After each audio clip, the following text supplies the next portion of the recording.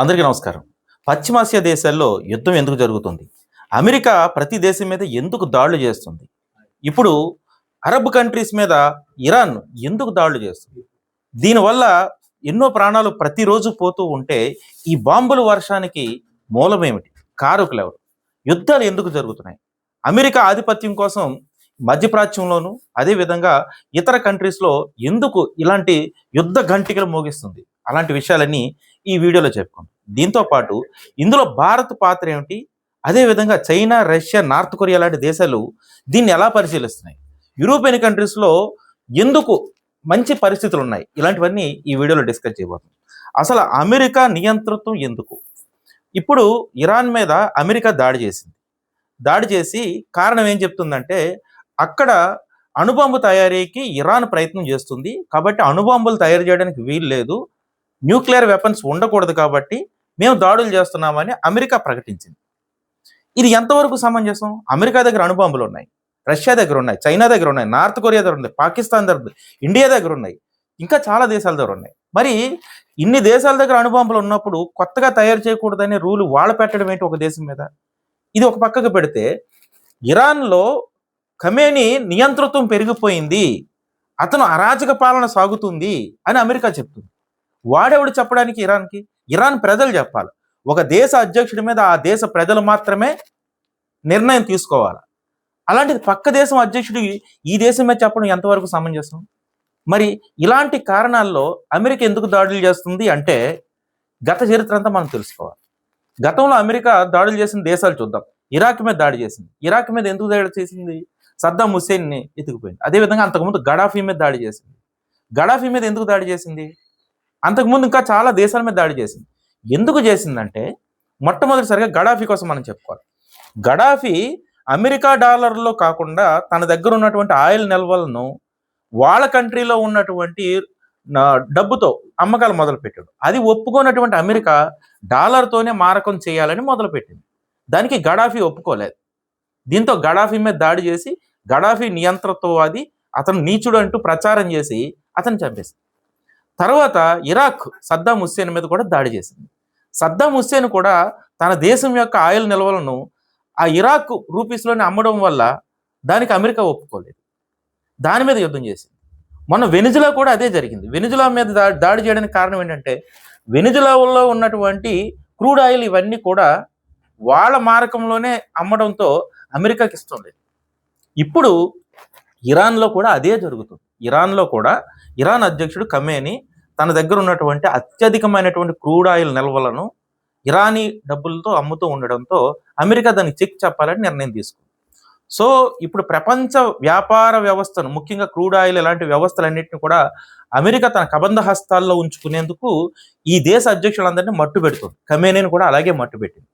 మరి సందట్లో సడేమియా అన్నట్లుగా ఇజ్రాయెల్కి ఎందుకు?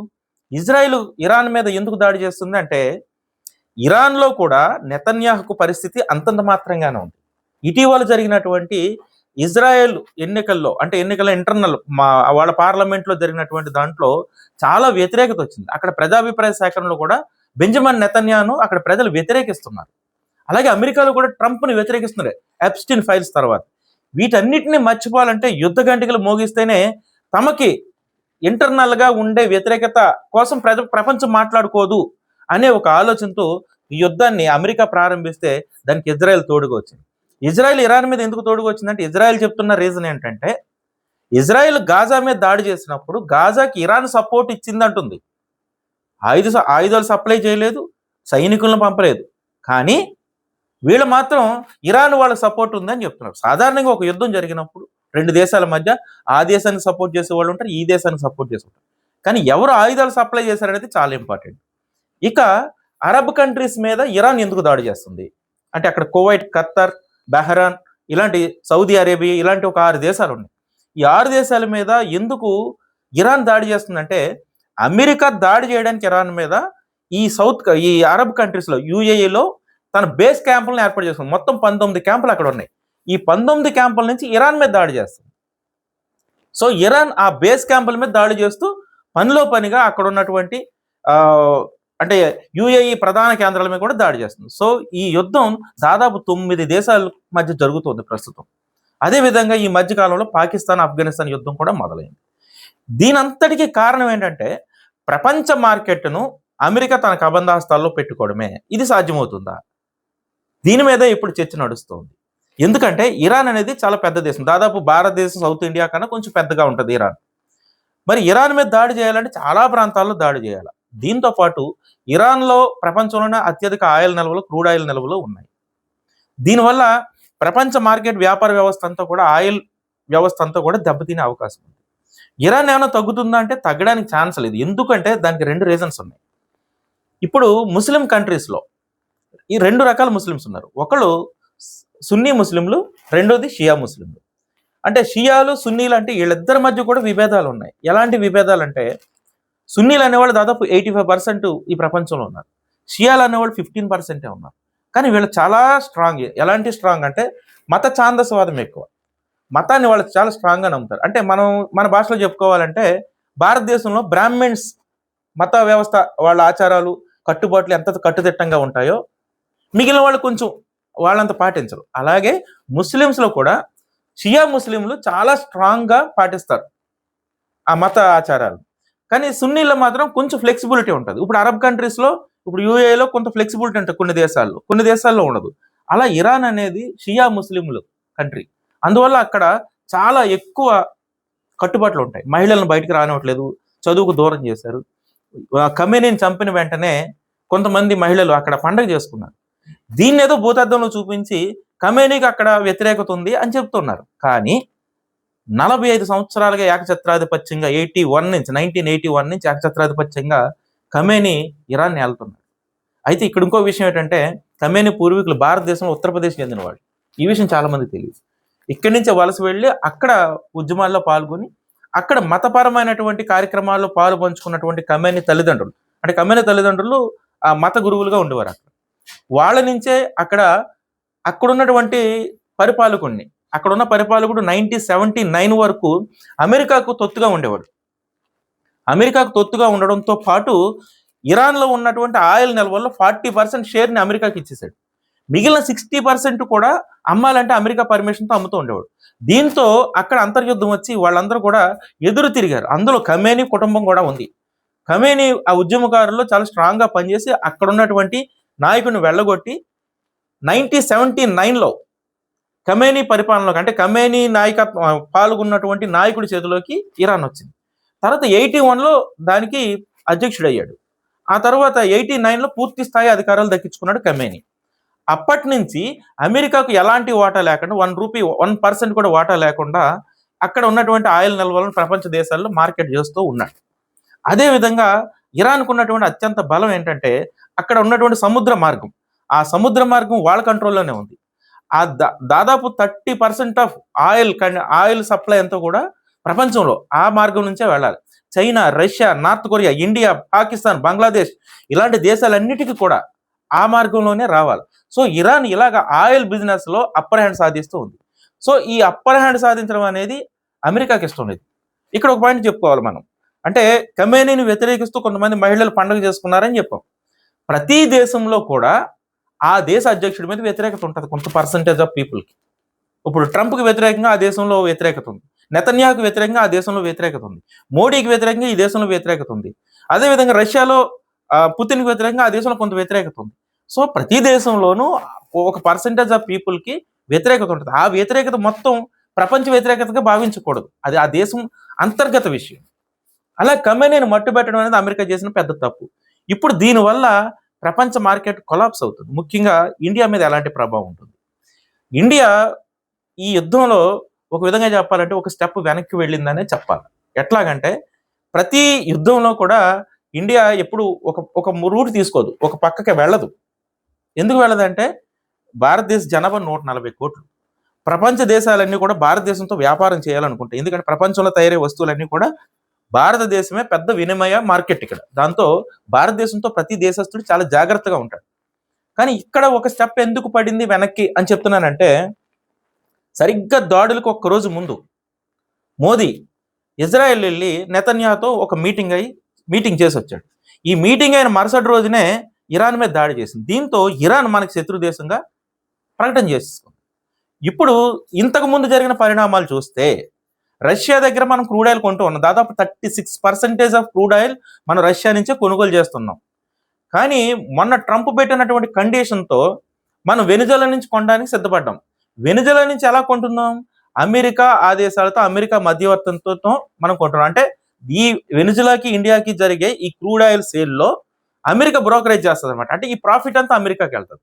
సో ఇప్పుడు మనం రష్యా నుంచి తగ్గించుకున్న అక్కడి నుంచి అగ్రిమెంట్ చేసుకున్నాం.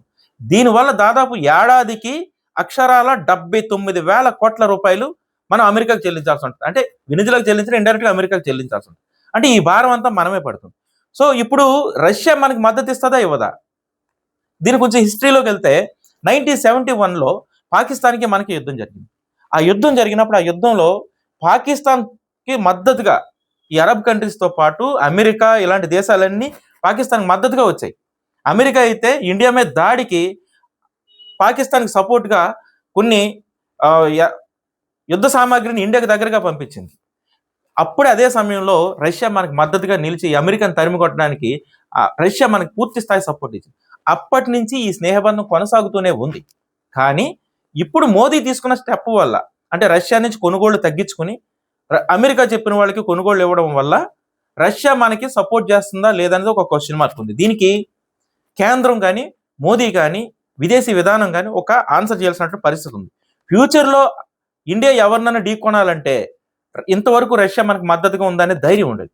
మరి భవిష్యత్తులో ఈ డీల్ చెడిపోవడం వల్ల రష్యా మనకు మద్దతు ఇస్తుందా లేదనేది ఒక క్వశ్చన్ మార్క్. ఇప్పుడు ఈ డీల్ ద్వారా, అంటే ఇప్పుడు జరుగుతున్నటువంటి యుద్ధం ద్వారా ఇండియాతో పాటు చాలా దేశాల మీద ఆయిల్ భారం పడే అవకాశం ఉంది. ఇప్పుడు మనకి 120 రూపాయల వరకు, 110 నుంచి 120 రూపాయల వరకు పెట్రోల్ అమ్ముతూ ఉన్నారు. ఇప్పుడు యుద్ధం కానీ 2-3 నెలలు కానీ సాగినట్లయితే ఇండియాలో అది 140 నుంచి 150 రూపాయలకి లీటర్ పెట్రోల్ ధర పెరిగే అవకాశం ఉంది. ఎందుకంటే ఇప్పుడు ప్రస్తుతం మన దగ్గర నిల్వలు ఉన్నప్పటికీ అది ఎన్ని రోజులు ఉంటుందో తెలియదు. తర్వాత సప్లై చేయించుకోవాలంటే చాలా కష్టం. ఎందుకంటే ఆల్రెడీ అక్కడ రూట్ని క్లోజ్ చేసే ప్రయత్నంలో ఇరాన్ ఉంది. సో ఈ పరిస్థితులన్నీ గమనిస్తూ ఉంటే మన విదేశీ విధానం ఇంకా మెరుగుపరచుకోవాల్సిన పరిస్థితులు ఉన్నాయి. ఎందుకంటే ఇప్పుడు అరబ్ కంట్రీస్లో దాదాపు 90 లక్షల మంది ఇండియన్స్ ఉన్నారు. తెలుగు వాళ్ళు అయితే దాదాపు 23 లక్షల మంది ఉన్నట్టు అంచనాలు. సో ఇదన్నీ చూస్తుంటే వాళ్ళతో అరబ్ కంట్రీస్తో మనం మంచి రిలేషన్స్ మెయింటైన్ చేయాలి. కానీ ఇరాన్లో మన ఇండియాకి సంబంధించిన వాళ్ళు పెద్దగా ఎవరూ లేరు. కానీ ఆ దేశానికి వ్యతిరేకంగా మనం పనిచేస్తూ అరబ్ కంట్రీస్ని మద్దతుగా ఉన్నాము. కానీ ఇరాన్తో గొడవ అరబ్ కంట్రీస్ మీద పడుతుంది. దానివల్ల అక్కడ మన భారతీయులు చాలా ఇబ్బంది పడుతుంది. సో దీని మీద ఓవరాల్గా ప్రపంచంలో 9 దేశాల మధ్య యుద్ధం జరుగుతున్నప్పటికీ ఈ పరిస్థితిని మొత్తం చైనా, రష్యా, నార్త్ కొరియా చాలా జాగ్రత్తగా గమనిస్తున్నాయి. అక్కడ వాళ్ళు ఎలాంటి స్టెప్ తీసుకుంటారనే దాని మీద ప్రపంచం అంతా చూస్తున్నారు. కానీ వాళ్ళు వాళ్ళ దేశం యొక్క ఆర్థిక పరిపుష్టి కోసం మాత్రమే ఆలోచిస్తూ యుద్ధాలకు చాలా జాగ్రత్తగా ఉంటున్నారు. ఇప్పుడు ఉక్రెయిన్ మీద రష్యా యుద్ధం చేసిందంటే దానికి కారణం ఏంటంటే వాళ్ళకి ఉక్రెయిన్ కింద ఉన్నటువంటి సముద్ర మార్గం కావాలి, దానికోసం యుద్ధం చేస్తారు. సో ఇలాంటి పరిస్థితుల్లో రష్యా, చైనా, నార్త్ కొరియా కానీ యుద్ధంలోకి ఎంటర్ అయినట్లయితే ఇది చాలా తీవ్ర పరిణామం దారితీసే అవకాశం ఉంది. సో ఆ పరిస్థితులు రాకుండా చూడాల్సినటువంటి బాధ్యత అమెరికాకు ఉంది. ఎందుకంటే అమెరికాకు వ్యతిరేకంగా రష్యా కానీ మొదలైందంటే రష్యా దగ్గర అణుబాంబులు చాలా ఎక్కువ ఉన్నాయి. ఇప్పుడు పాయింట్కి వద్దాం. ఇరాన్ దగ్గర అణుబాంబులు ఉన్నాయని చెప్తూ దాడులు చేశారు. మరి దాడులు చేస్తే మరి అణుబాంబులు ప్రయోగించాలి కదా, ఇప్పటివరకు ప్రయోగించలేదు. అంటే లేవని కదా అర్థం. అంటే దీని వెనకాల ఒక పెద్ద మార్కెటింగ్, పెద్ద వ్యాపారపరమైనటువంటి అంశం నడుస్తుంది యుద్ధం వెనకాల. అంటే జియో పాలిటిక్స్లో ప్రపంచ ఆధిపత్యం కోసం ట్రంప్ వేస్తున్నటువంటి దారుణమైన స్టెప్స్లో చాలా దేశాలు నలిగిపోతున్నాయి. ఆఫ్ఘనిస్తాన్ సంగనాగిపోయింది, పాకిస్తాన్ సంగనాగిపోయింది, అరబ్ కంట్రీస్లో ఇరాక్ ఇలాంటి దేశాలన్నీ కూడా చాలా ఇబ్బందులు పడ్డాయి అమెరికా చర్యల వల్ల. ఇప్పుడు ఇరాన్ మీద పడింది. ఇప్పుడు ఇరాన్ మీద పడితే మనకేంటి నష్టం ఏంటంటే క్రూడ్ ఆయిల్ ధరలు పెరిగి ఇండియాకు పెద్ద ఆర్థిక భారం కాబోతుంది. సో ఓవరాల్గా చూస్తే దీని వెనకాల ట్రంప్ నియంతృత్వం ఉంది. ఈ నియంతృత్వాన్ని అడ్డుకట్ట వేయాల్సినటువంటి బాధ్యత ప్రపంచ దేశాల మీద ఉంది. లేని పక్షంలో ఈ యుద్ధాలు పెరిగిన ఇప్పుడు 9-10 దేశాల్లో యుద్ధం జరుగుతుంది. అదే కానీ ఇంకొక 15-20 దేశాలకు కానీ ఈ యుద్ధం కానీ సోకిందంటే ప్రపంచ యుద్ధం ఖాయం. ఇవన్నీ పక్కకు పెడితే యూరోపియన్ కంట్రీస్ ఎందుకు ప్రశాంతంగా ఉన్నాయనేది ఒక విషయం చెప్పాలి. మీకు ముందులోనే చెప్పాను. యూరోపియన్ కంట్రీస్ తన వ్యాపార సామ్రాజ్యాన్ని, తమ పరిపాలనను చాలా నిజాయితీగా, నిక్కచ్చిగా చేస్తూ ఉన్నాయి. అందువల్ల చాలా ప్రశాంతమైన దేశాలుగా లక్సంబర్గ్ కానీ, డెన్మార్క్ కానీ, నెదర్లాండ్స్ కానీ, ఇంగ్లాండ్ కానీ, స్కాట్లాండ్ కానీ, జర్మనీ కానీ, ఇవన్నీ కూడా చాలా ప్రశాంతంగా ఉండడానికి కారణం ఏంటంటే వాళ్ళు ఇంటర్నల్ అఫైర్స్లో వేరే దేశంతో ఇన్వాల్వ్ కారు. వాళ్ళ దేశ పరిపాలన, వాళ్ళ దేశ ఆర్థిక పరిపుష్టి మాత్రమే చూస్తారు. అలాంటి పరిస్థితిని పెద్ద దేశం అయినప్పటికీ చైనా కూడా కంటిన్యూ చేస్తుంది, రష్యా కూడా కంటిన్యూ చేస్తుంది. చైనా తమ కుటుంబాలు, ఆ దేశంలో ఉన్నటువంటి ప్రజల వ్యక్తిగత ఆర్థిక ఉన్నతికి పనిచేస్తుంది కాబట్టి చాలా ప్రశాంతంగా ఉంది. 140 కోట్ల జనాభా ఉన్నప్పటికీ ఇండియాలో అలాంటివి జరగట్లేదు. ప్రతి వ్యక్తికి ఆర్థిక పరిపుష్టి సముపార్జించడమే ప్రభుత్వ లక్ష్యం అయితే ఈ పాటికి మన దేశం చాలా ముందడుగులో ఉండేది. ఇంకా అభివృద్ధి చెందుతున్న దేశంగానే ఉండడానికి కారణం ఏంటంటే యుద్ధాలు ఎక్కడ జరుగుతున్నాయో వాళ్ళకి మనం మద్దతు ఇండైరెక్ట్గా ఇస్తూనే, అసలు మద్దతు లేదంటూనే ఎక్కడో చోట మనం ఇరుక్కుపోతున్నాం. సో ఈ పరిస్థితుల నుంచి భారత విదేశీ విధానం మారాల్సినటువంటి పరిస్థితి ఉంది. అప్పుడే ఇలాంటి యుద్ధాలు వచ్చినా సరే చైనా, రష్యా, నార్త్ కొరియా లాంటి దేశాల్లాగా మనం స్ట్రాంగ్గా ఉండొచ్చు. ఇక్కడ ఇంకొక విషయం కూడా చెప్పాలి. నార్త్ కొరియా కిమ్ చాలా దుర్మార్గుడు, చైనా జిన్పింగ్ చాలా దుర్మార్గుడు, రష్యా అధ్యక్షుడు పుతిన్ నీచుడు అని చెప్తూ ఉన్నారు. ఇదంతా అమెరికా మీడియా వాయిస్. నిజానికి ఆ దేశ ప్రజలు చెప్పాలి. ఏ దేశమైనా సరే ఆ దేశంలో అధ్యక్షుడు మంచోడా చెడ్డోడా అనేది ఆ దేశ ప్రజలు నిర్ణయించాలి. కానీ ఇక్కడ జరుగుతుంది ఏంటంటే అన్ని దేశాల అధ్యక్షుడు మంచోళ్ళ చెడ్డోళ్ళ, ఏ దేశం మంచిది, ఏ దేశం నియంతృత్వంలో ఉంది, ఏ దేశం ప్రజాస్వామ్యంలో ఉంది అనే విషయాల్ని అమెరికా చెప్తుంది. ఈ అమెరికా ఫోబియో నుంచి ప్రపంచ దేశాలు, ముఖ్యంగా ఇండియా బయటపడినప్పుడే ఈ యుద్ధాలకు ఫుల్ స్టాప్ పడే అవకాశం ఉంది. అమెరికా మాట వినడానికి అందరూ తలొగ్గినప్పుడు, తొత్తులుగా మారినప్పుడు అమెరికా మరిన్ని దేశాల సార్వభౌమాధికారాన్ని కూలదోసే నియంతృత్వానికి ముందడుగు వేస్తూనే ఉంటుంది. అది ట్రంప్ కావచ్చు, జార్జ్ బుష్ కావచ్చు, ఇంకొకరు ఎవరైనా కావచ్చు. సో ఇప్పుడు అమెరికా ఆగడానికి, అడ్డుకట్ట వేయడానికి ప్రపంచ దేశాలు సన్నద్ధమైనప్పుడే ప్రపంచ ఆర్థిక భారం ఆ ప్రపంచ దేశాల్లో ఉన్నటువంటి ప్రజలమే పడకుండా ఉంటుంది, అందులో ఇండియా కూడా. Thank you.